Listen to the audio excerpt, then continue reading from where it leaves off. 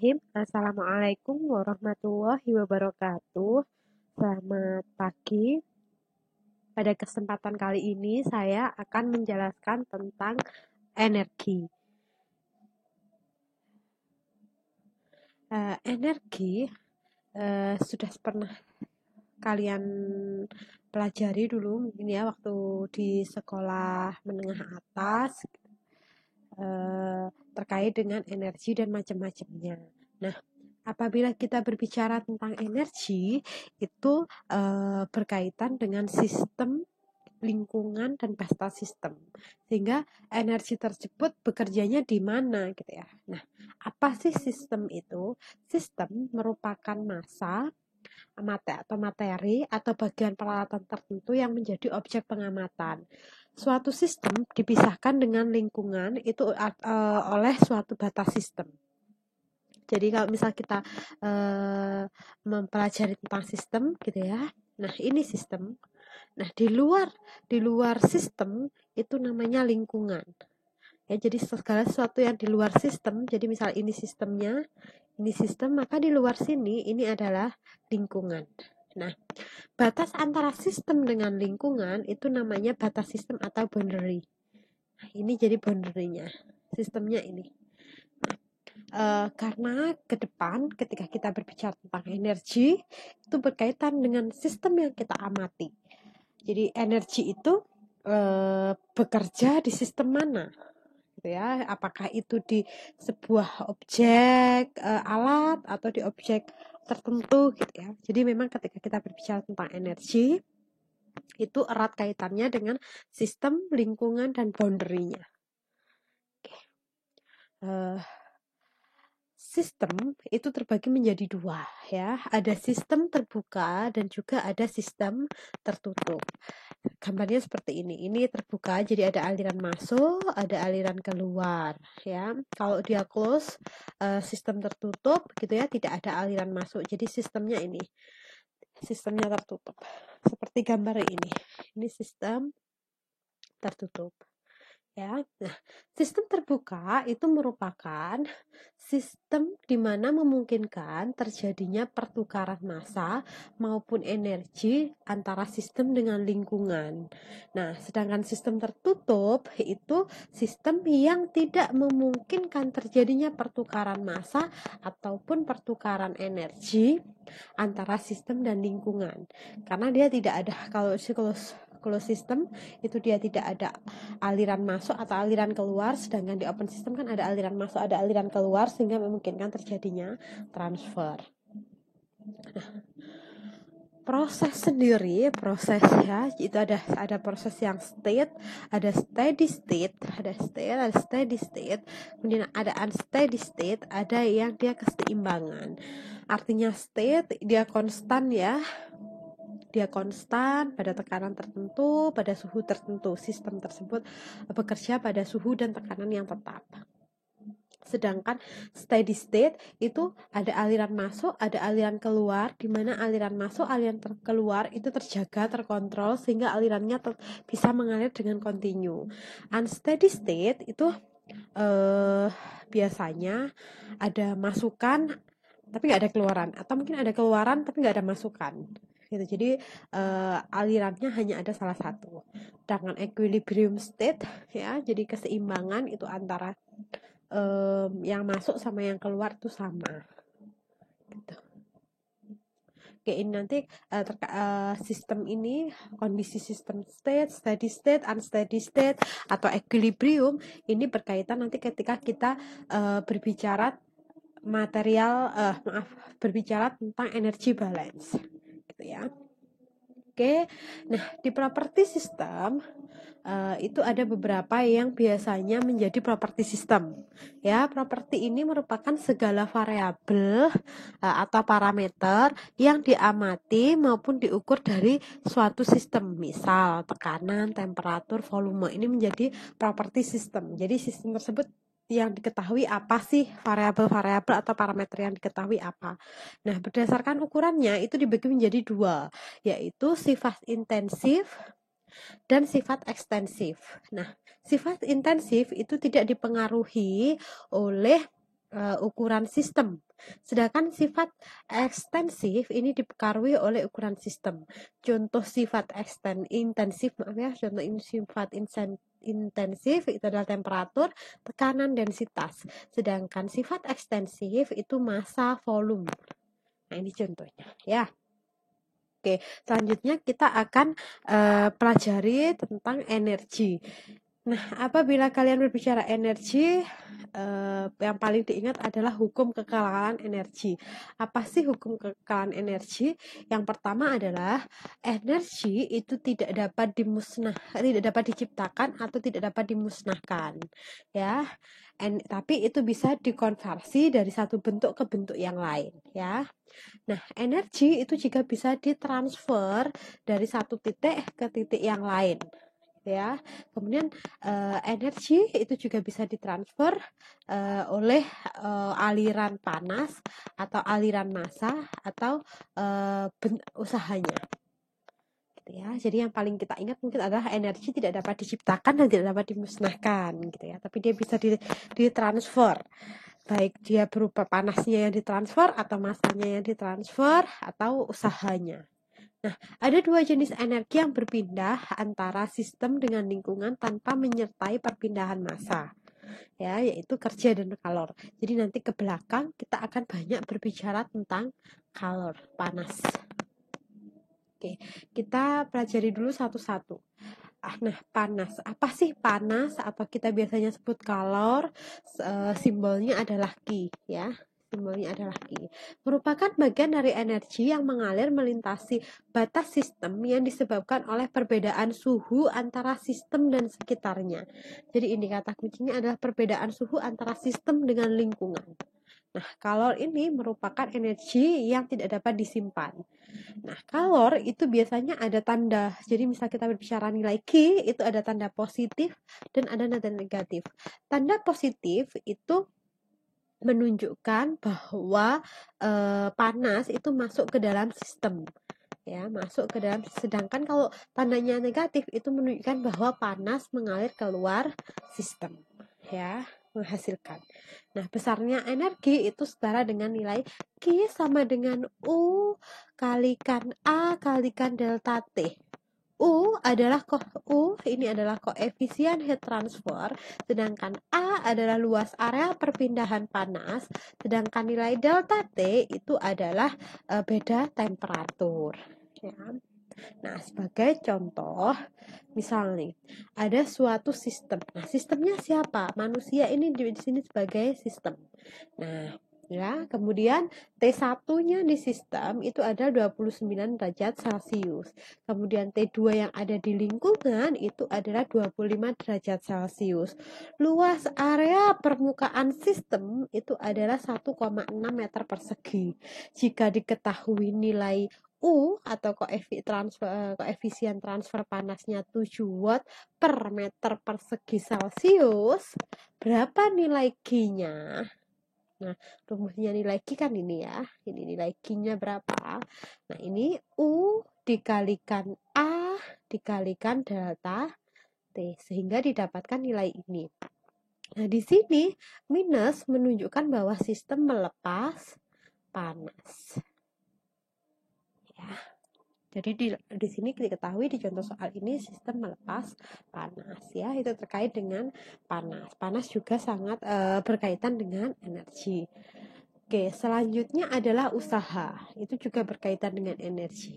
Usaha itu adalah suatu bentuk energi yang menunjukkan perpindahan atau transfer antara sistem dan lingkungannya.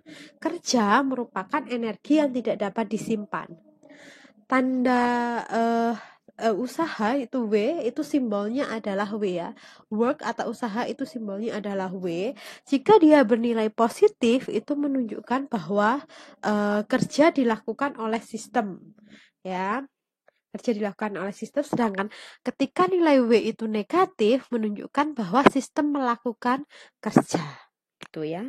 Jadi sedikit berbeda tadi dengan panas.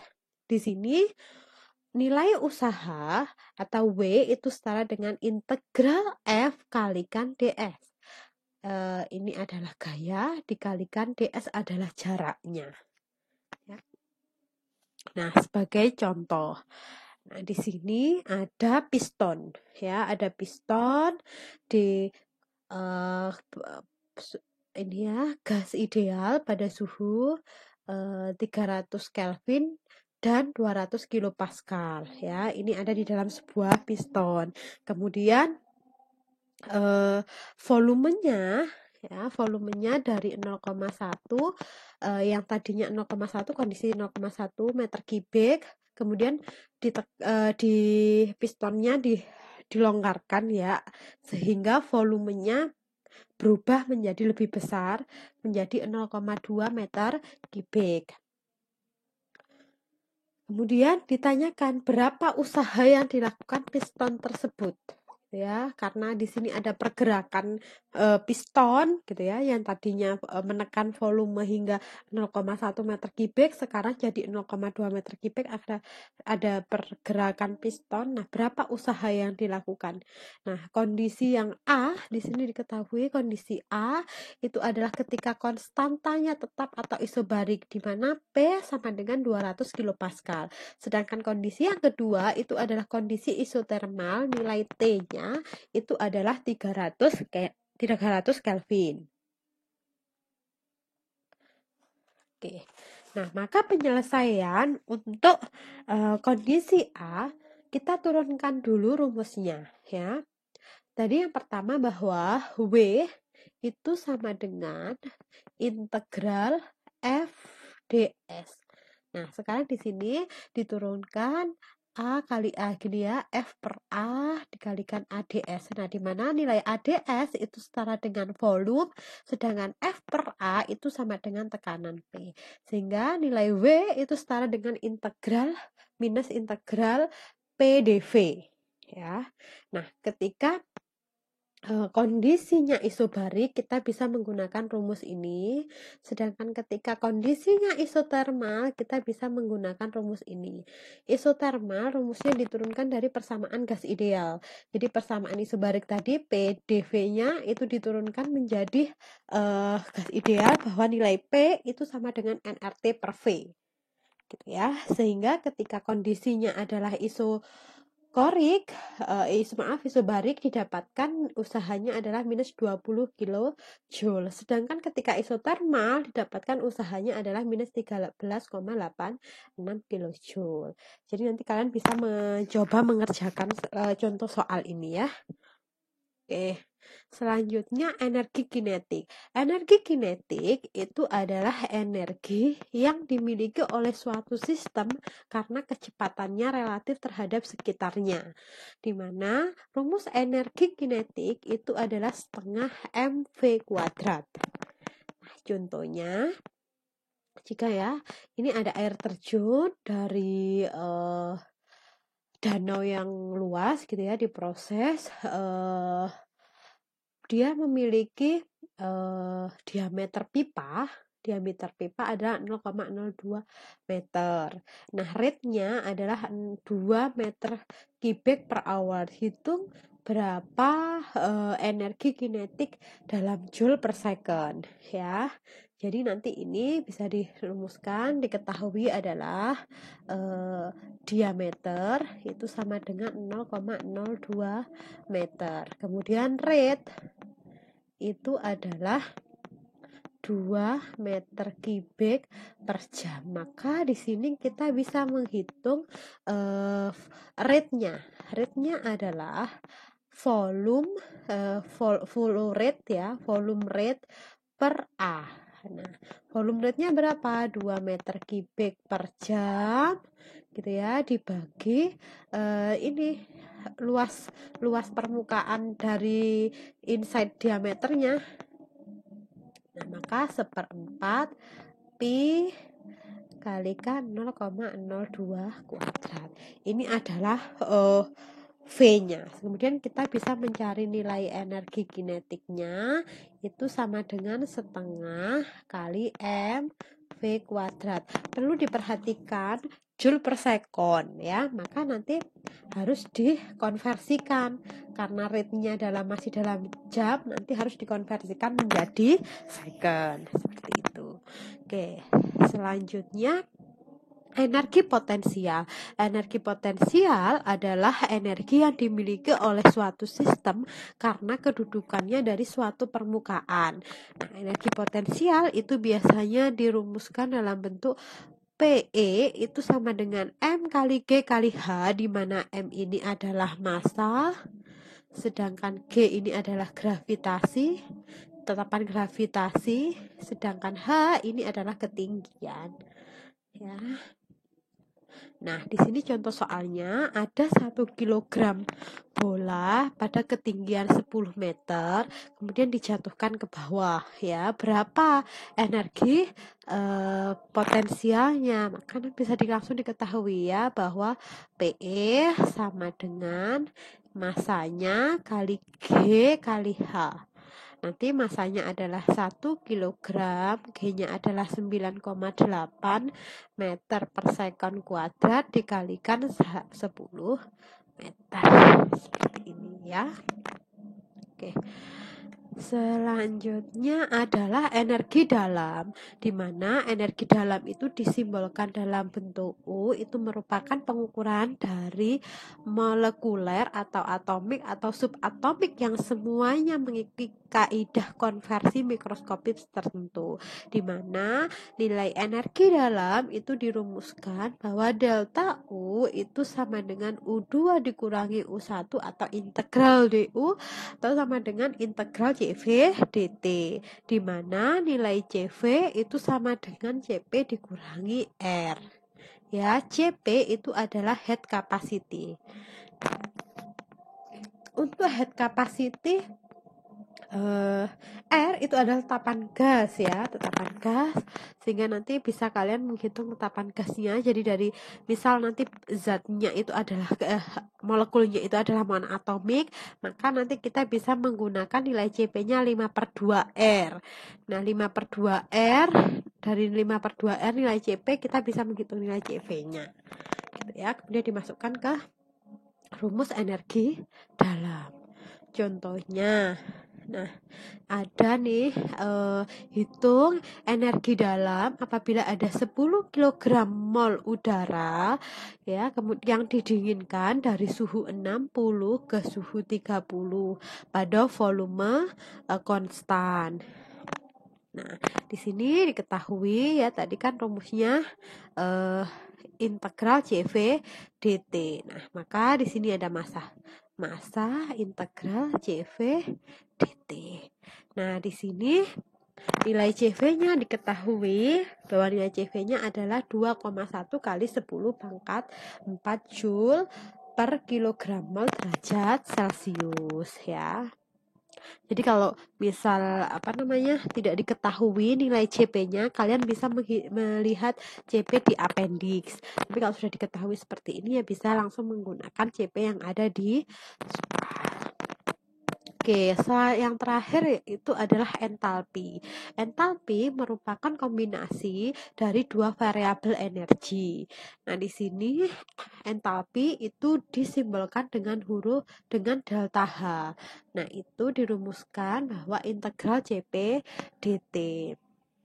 Nah, sekarang dengan contoh yang sama di contoh sebelumnya yang di energi dalam tadi gitu ya, kita diminta menghitung entalpi. Nah, tadi kalau yang di energi dalam yang digunakan CV, maka di sini yang digunakan adalah nilai CP-nya. Jadi sama massa dikalikan integral CP dt. Dapatkan ini. Seperti itu ya. Nah, selanjutnya kalian bisa mengerjakan contoh-contoh soal tadi di lembar aktivitas mahasiswa yang sudah disediakan. Sekian penjelasan dari saya. Apabila ada kurang salahnya, mohon maaf dan terima kasih banyak. Wassalamualaikum warahmatullahi wabarakatuh.